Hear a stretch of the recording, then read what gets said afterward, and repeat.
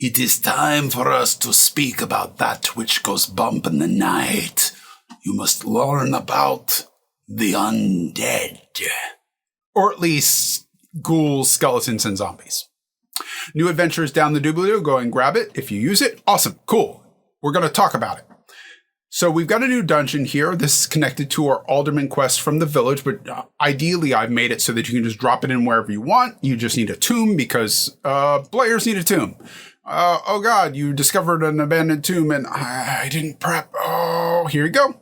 Use it. The tomb that I've put together here is appropriate for about a level 2 adventure. So level 1 to level 3, you could easily down level it to level 1 by changing out some of the ghouls for zombies, or increase it to level 3 by maybe making the last guy a wight instead of a ghoul. There's lots of little subtle differences, mostly related to their intelligence and how they operate as a conscious being, if they are conscious at all. But certainly one of the easiest ways is to think of them as corporeal and incorporeal. An incorporeal undead, a spirit kind of thing, is your ghosts, wraiths, banshees, specters. I'm sure I'm forgetting a couple, but they are formless. They can move through objects. In Dungeons & Dragons, it's usually just a movement. In some of the other systems like Pathfinder, there's some more combat things about that, usually related to reduced damage because they're incorporeal, and they're often not able to be seen by adventurers unless they manifest. Then there is the corporeal undead, and these are your Dracoliches, your liches, your demi-liches, your death knights, your vampires. Then you get down to like vampire spawn and revenants, and then below that you have like wights and gas ghouls. Gas and ghouls are the same thing, except gas are a little bit higher. Gas and ghouls, and then skeletons, and then zombies. Those things that still have flesh on their bones. To some degree or another. Skeletons don't really have flesh. They are solid. What makes them different from one another? There's the curse, I guess you could call it, whatever it is that makes them undead. Zombies are, brains. A zombie has a 3 intelligence. A zombie is doing its, brains kind of walk. But it's just going to attack the person that's the closest or the slowest, the guy that gets left behind. The skeleton, however, I usually think of them as more programmed.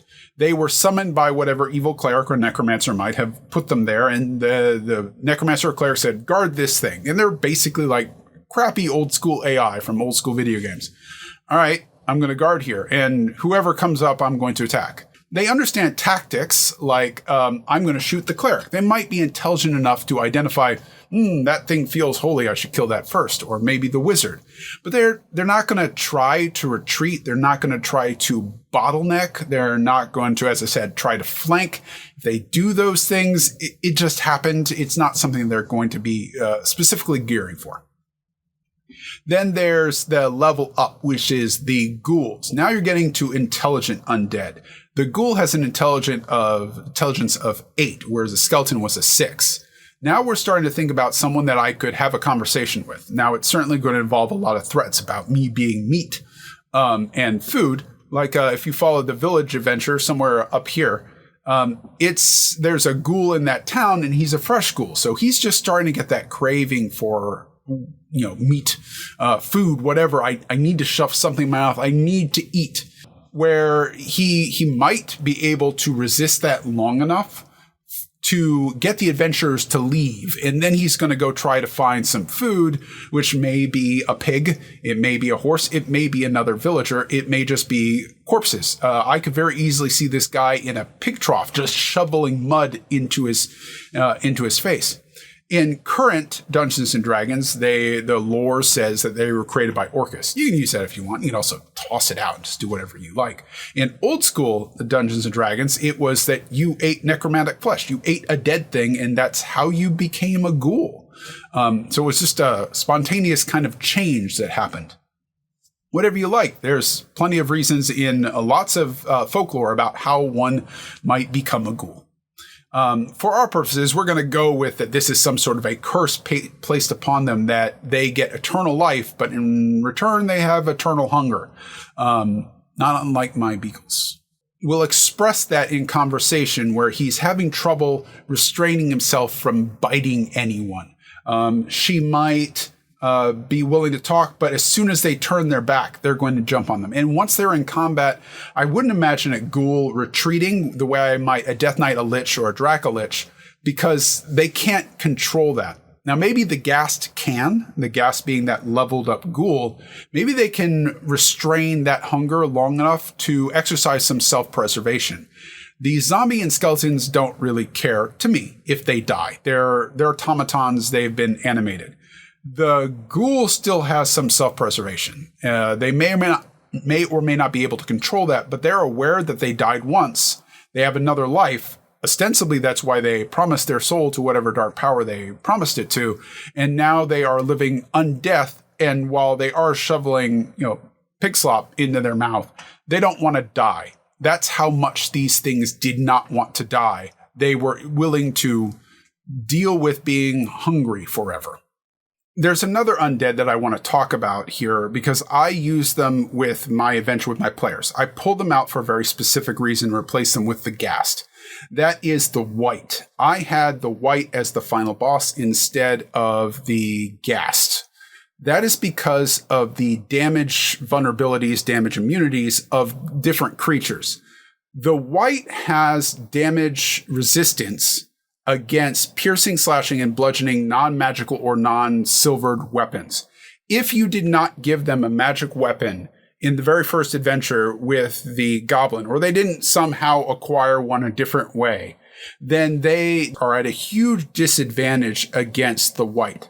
Normally, when I look at it, I would honestly think the Ghast is more deadly. Taking a player's combat round from them it is a huge problem because it's not just one round. They could fail that save several times, in which case the players are actually down a player for multiple rounds. Whereas while removing maximum hit points is very deadly, you can't heal that back up, they still get to chop away at the Wight, and the Wight doesn't have that many hit points unless you're doing half damage to him most of the time. I put a few traps in here because, for me, tombs and traps go hand in hand. We're thinking like the Pyramids, Raiders of the Lost Ark, Nathan Drake, Lara Croft from Tomb Raider. Any of those kind of games, tombs, traps. No, they're kind of together. You got to have these things. Traps are there to guard someplace that you're not going to put a guard. You got something precious to protect, your dead ancestors, and you want to make sure that somebody doesn't come along and loot their tomb, because then they might rise up into undead, vicious specters that are haunting you down. You want to make sure it's guarded, but I don't want to stick anybody down here, so I'm going to put a trap. But for a lot of dungeon masters and even more players, traps can be super contentious. Especially among players, there can be this sense that, ha, gotcha, now your character's dead. What a jerk. Nobody likes that person. How do we get around that? Telegraphing. Telegraphing is the idea that if I show you this up front, when you encounter a similar situation down the road, you will have come to expect it. If you think about a video game boss, you will sometimes encounter the ability that that boss has later. Let's imagine that you're going into some giant lair and you see ogres in advance. It's going to be, the boss is a hill giant. So the ogres are fought on an area where there's like a 10-foot ledge. And the ogres swing their clubs and they knock you back, and you get knocked back 5 feet. You don't go over the edge, but you get just close to it. Or maybe you go over and you're taking 1d6 damage. At that level that you're fighting a hill giant, that's really not going to be that big of a problem. So you tell the players, the ogre leans back, swings forward, and smashes. Then when our hill giant does that and goes, hey, we're now on a cliff on top of a mountainside, and our hill giant does that same thing, our players understand, oh yeah, the ogres did that. In our traps, we're using that by showing a sprung pit trap right at the door. It's a little weird of a position. It's right in front of the door, but it's there because there is no way the players do not see this one before they enter the dungeon. It's really easy to get across. I wouldn't even make them make a check because you could go diagonal and leap across. Try it sometime with a puddle and jump by diagonally. Did that really take you a check to do that? You could have done that with your eyes closed. So I wouldn't make them make a check for this. But later, when they're doing it and they didn't know the trap was there, that's what dexterity saves are for. It might feel like because I showed a pit trap, I should always use pit traps in the dungeon. That's legitimate. If you feel that way, go right ahead and replace them with pit traps.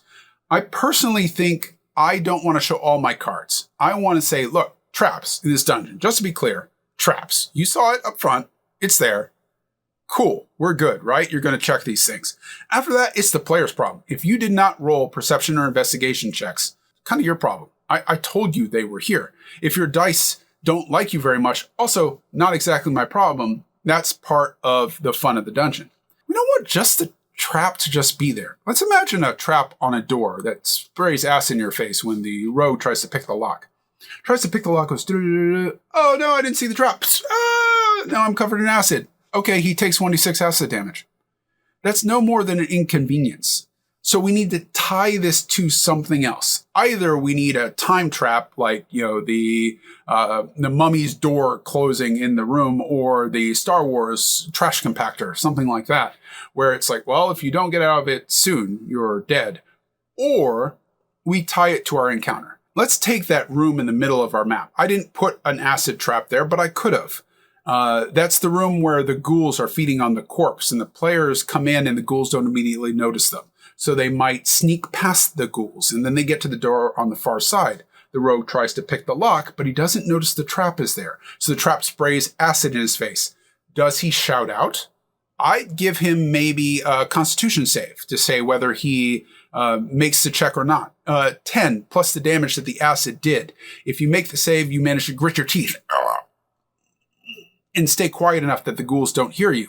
But if you do fail the check, you make noise. And then the ghouls go, "What's that?" Someone is here. I would roll initiative at that point, and the players drop down and they say, well, we're just going to drop prone.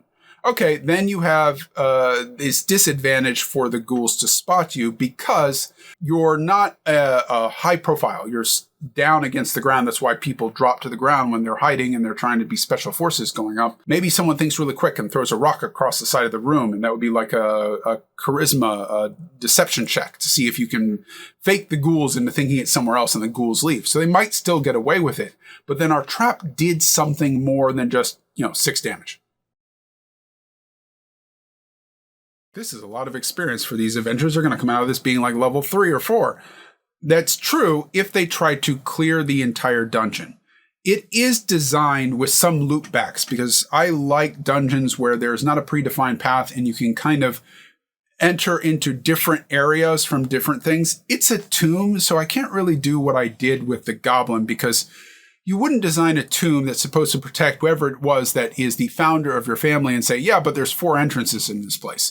You'd try to make sure that everyone gets funneled in one area. That way, all your guardians, all your traps, pick them off as they try to go deeper and plunder your ancestors' tomb. But realism gives way to good game design, and we try to give our players some options. Otherwise, they feel like,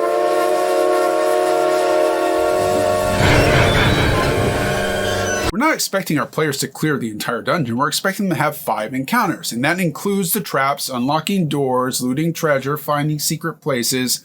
Rooms that are empty take up some time because they're definitely going to search those and go, what's here? Let's roll our perception, our investigation check. There's got to be something hidden here. I'm not expecting you to clear every one of these. Your players might, though. Absolutely, they can make a short rest in here. These undead do not have any particular ability, per the rules, to detect the living, to say, someone's invaded our sanctum and they're here. I can sniff them out. If the players try to take a long rest in here, then I'd be looking at random encounters. For something like this, I'd say zombies or skeletons. We don't want to put the players further behind the 8 ball. We just want to say, no, you can't really rest in an undead infested tomb. That's not going to work. Doggy's begging for a walk, so I think that's about the end of this one. If you do run this through players, I'd love to hear about it. Any stories, good and bad. If you have any questions about the mission or anything Dungeons & Dragons related, put them down there in the comments, and I'll be happy to read them and give you my 2 cents, whatever that's worth to you. Until then, Dungeon Masters, give us a like and a sub. I'd appreciate it as we grow the channel. And remember, you're a player too. Try to have some fun. Bye. Let's go for a walk, Quistis.